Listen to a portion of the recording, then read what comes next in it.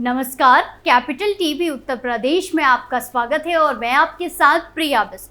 अब वक्त हो चला है ऐसे मुद्दों पर विस्तार से बात करने का जो जनता, राज्य, देश और पूरी दुनिया पर असर डालते हैं। उत्तर प्रदेश में 10 विधानसभा सीटों पर उपचुनाव होने हैं, जिसकी तैयारियां शुरू हो गई हैं। उपचुनाव में बड़ी लड़ाई होने वाली है, कई खेल बदलने वाले हैं, कई जोड़ियां टूटेंगी, कई नई जोड़ियां बनेंगी।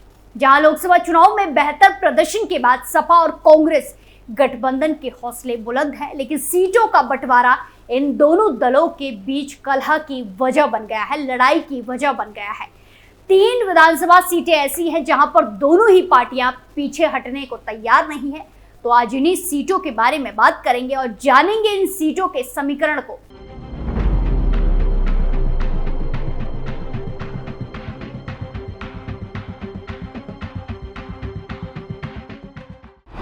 उपचुनाव से पहले सपा कांग्रेस में लड़ाई, 3 सीटों पर अटकी गठबंधन की बात, मुस्लिम दलित वोटों पर दोनों की नजर।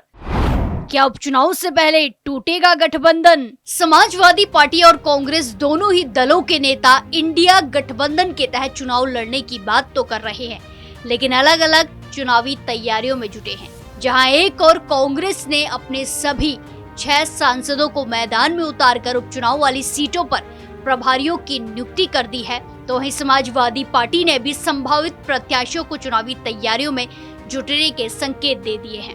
और ये सब सीट शेयरिंग को लेकर हो रहा है। वहीं जो 3 सीटों पर राहुल गांधी और सपा प्रमुख अखिलेश यादव के बीच बात नहीं बन रही है, वो 3 सीटें पश्चिमी उत्तर प्रदेश की मीरापुर और पूर्वी उत्तर प्रदेश की फूलपुर और मझवा है।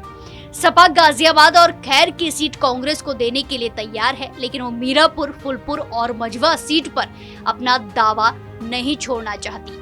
कांग्रेस और सपा का इन तीनों सीटों को लेकर अपना अपना दावा है, जबकि दूसरी ओर चुनाव में अपने खराब प्रदर्शन के बाद बीजेपी अपने कार्यकर्ताओं को एकजुट कर हार का बदला लेना चाहती है। कांग्रेस ने सभी 10 सीटों पर तैयारियां शुरू कर दी हैं, लेकिन वो उन सीटों पर ज्यादा ताकत नहीं लगा रही जिन पर 2022 के विधानसभा चुनाव में सपा को जीत मिली थी। सपा गाजियाबाद और खैर की सीट कांग्रेस को देने के लिए तैयार है, लेकिन वो मीरापुर, फूलपुर और मझवा सीट पर अपना दावा नहीं छोड़ना चाहती। कांग्रेस के एक नेता ने आरोप लगाया है कि सपा अल्पसंख्यक बहुल्य सीटों को कांग्रेस को नहीं देना चाहती है। पश्चिमी उत्तर प्रदेश की मीरापुर सीट पर अल्पसंख्यकों के साथ ही दलित मतदाता भी अच्छी संख्या में है। उन्होंने कहा कि यहाँ उपचुनाव जीतने से 2027 के विधानसभा चुनाव में फायदा मिलेगा। वहीं फिर मुजफ्फरनगर में सपा के एक जिला स्तरीय पदाधिकारी ने कांग्रेस के दावे को खारिज कर दिया।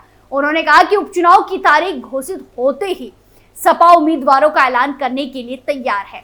सपा नेता ने कहा कि चंदन मोहन ने सपा के साथ गठबंधन में रहते हुए मीरापुर की सीट जीती थी और इस वजह से उन्हें अल्पसंख्यक और जाट वोटों का समर्थन मिला था और सपा के लिए समर्थन से ही वो चुनाव जीत पाए थे।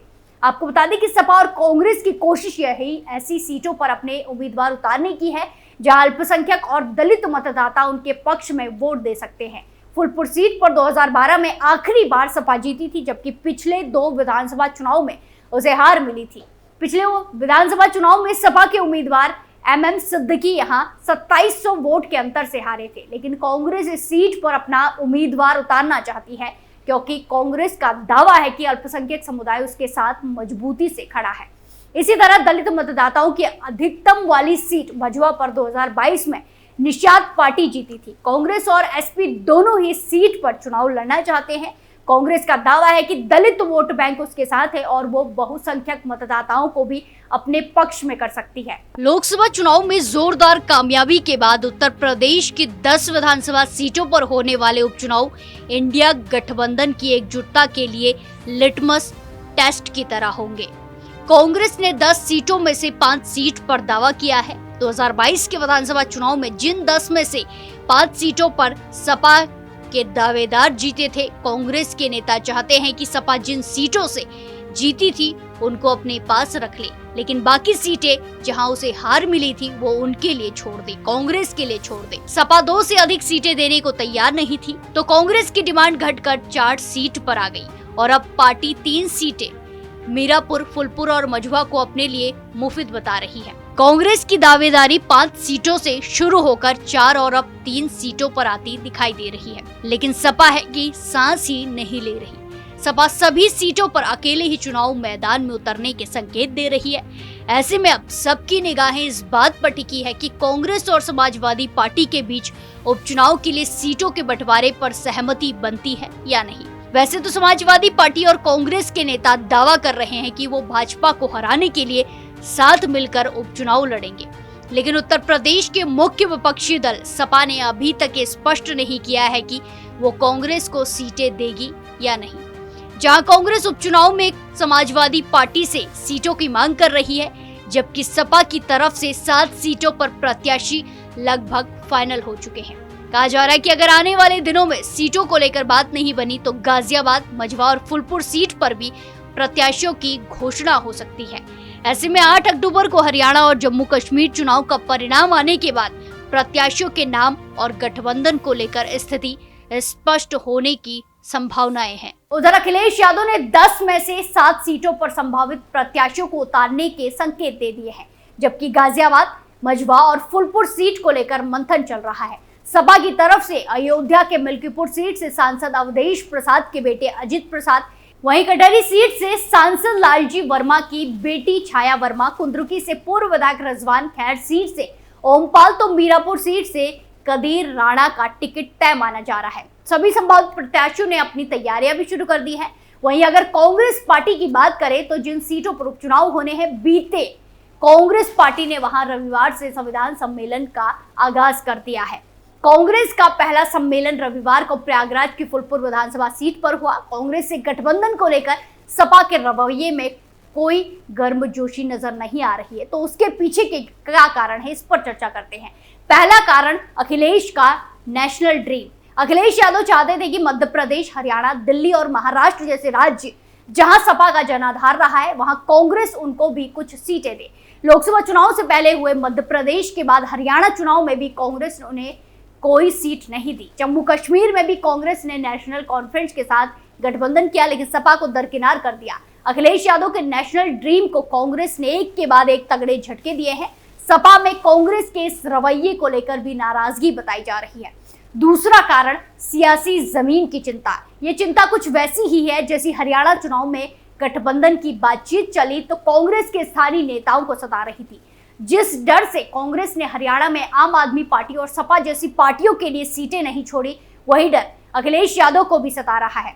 तीसरा कारण 2027 का यूपी चुनाव। बात केवल लोकसभा चुनाव नतीजों में कांग्रेस के उभार और अपनी सियासी जमीन को लेकर सपा के डर से आगे 2027 चुनाव की भी है।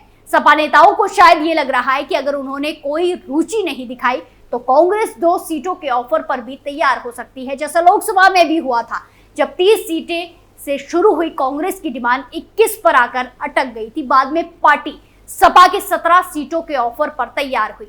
सपा अगर गर्मजोशी दिखाती है या कांग्रेस की डिमांड मान लेती है तो उसके लिए गठबंधन की स्थिति में 2027 में यूपी उपचुनाव में कांग्रेस को कम सीटों पर राजी कर पाना मुश्किल होगा। चौथा कारण और आखिरी कारण हालिया उपचुनाव नतीजे। लोकसभा चुनाव के साथ साथ यूपी की 4 विधानसभा सीटों के लिए उपचुनाव हुए थे। ददरौल, दुद्दी, लखनऊ पूर्व और गैसडी। इन 4 में से 3 सीटों पर 2022 में कमल खिला था, जबकि सपा 1 सीट जीत सकी थी।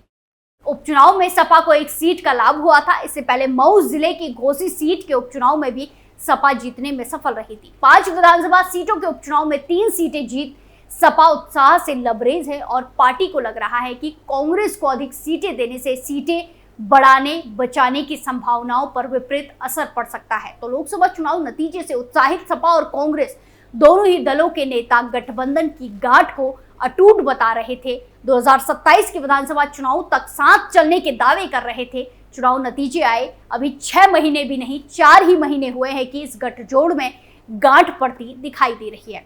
9 विधायकों के सांसद चुने जाने, 1 विधायक को अयोग्य ठहराए जाने से रिक्त हुई यूपी की 10 विधानसभा सीटों के लिए उपचुनाव होने हैं और दोनों ही दल हर सीट पर उम्मीदवार उतारने की तैयारी में है। सपा प्रमुख अखिलेश यादव एक विधानसभा क्षेत्र के नेताओं के साथ बैठकें कर रणनीति पर मंथन कर रहे हैं। वहीं कांग्रेस ने भी हर सीट पर प्रभारियों और पर्यवेक्षकों की टीम उतार दी है। सवाल उठ रहा है कि क्या दोनों दल फिर से एकला चलो की राह पर बढ़ चलते हैं। इस पूरे मामले में आपकी क्या राय है, कमेंट कर जरूर बताएं। स्पेशल स्टोरी में आज के लिए इतना ही। फिर पेश होंगे नए मुद्दे के साथ। बाकी तमाम खबरों के लिए देखते रहिए कैपिटल टीवी उत्तर प्रदेश। नमस्कार।